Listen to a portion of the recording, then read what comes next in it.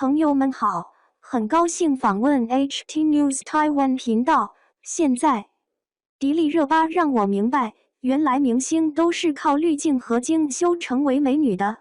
明星们的颜值向来都是人们讨论的话题所在，哪位明星又瘦了，或者是哪位明星又胖了。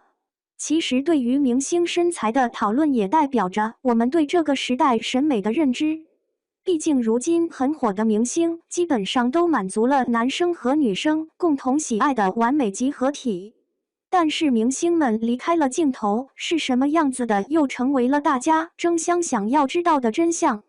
迪丽热巴最近几年爆火的当红小花，当她离开了电视滤镜之后，很多人表示，我终于明白为什么在现实生活中我看不到美女了。为什么人们会如此在乎明星离开滤镜之后的容颜？从某一种角度来说，我们如今喜欢和推崇的明星，在我们的精神层面上也代表着自己想要成为的样子。而我们经常所说的路人缘，其实也就是这个意思。你越接近于人们心目中所要成为的样子，就越能够收获很多人的喜爱。而热巴自从前年在红毯上大放异彩之后，也被人们称为在范冰冰之后的红毯女神。在红毯和电视上精致到像是洋娃娃一样的热巴，自然也就收获了一大批粉丝。而这批粉丝当中也不乏有很多颜值粉丝，所以迪丽热巴的颜值、长相以及五官与身材自然而然的就成为了大家争相讨论的目标。毕竟，大多数人也是想看看在离开了一些精修和外在的辅佐之后，明星们是不是还能那样的精致与完美？离开滤镜和精修之后的热巴真的是丑吗？迪丽热巴的颜值就算是放在明星美人堆当中也是出类拔萃的。毕竟迪丽热巴的美有一个特点，那就是没有出现同质化。在娱乐圈遍地都在仿照杨幂的狐系魅惑的长相之时，迪丽热巴横空出世。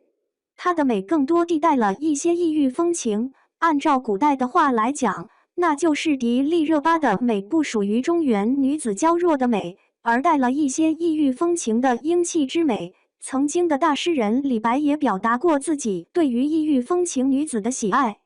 胡姬貌如花，当卢笑春风。笑春风，舞罗衣，君今不醉欲安归。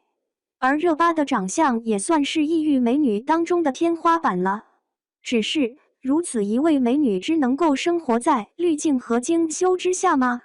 离开了这些外在修饰东西的热巴，当真不算美女吗？当然不是。我们先不论这些照片有没有经过丑化，我们先来分析一下热巴的五官与长相。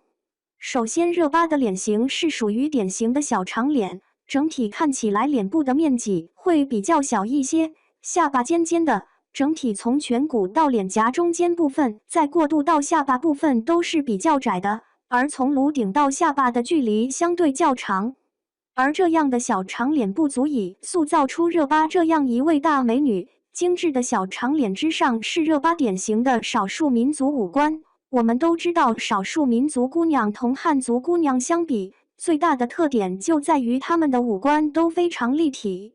而热巴也是这样，她的双眸看起来非常大，并且厚重的卧蚕让她的眼睛看起来十分有神，搭配上高而挺的驼峰鼻，让她的整体看起来会更加惊艳一些。毕竟大的东西会带给我们第一眼的视觉冲击力。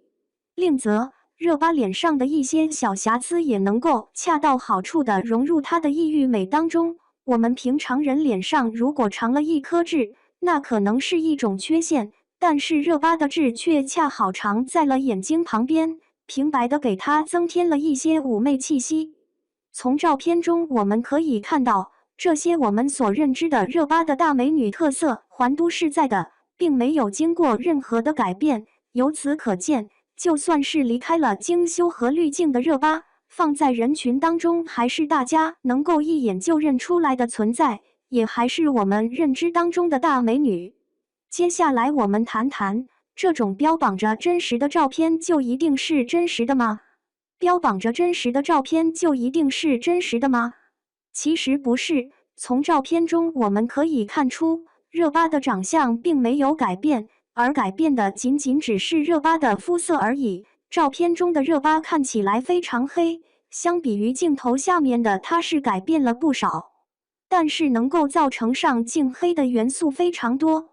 一、当天光线不好。懂得拍照和喜欢拍照的女孩子们其实都知道，在拍照的过程中，光线对于成像的影响是非常大的。但凡当天的光线不好，都会造成人物显得非常黑。二、光圈变暗。用相机拍摄的时候，如果摄影师故意将自己的光圈变得非常小，导致进来的光线非常少，也会导致人物变得很黑。就好像是我们在用手机拍照的时候，选择一个点拉低曝光率是一样的。其实，大多数人在看到这样的照片时，也许会有一点点的反容貌焦虑。但是陈妹想说的是，反容貌焦虑是我们将自己一步步变得更好，而不是我们将那些原本已经很美的东西变得和我们一样平庸。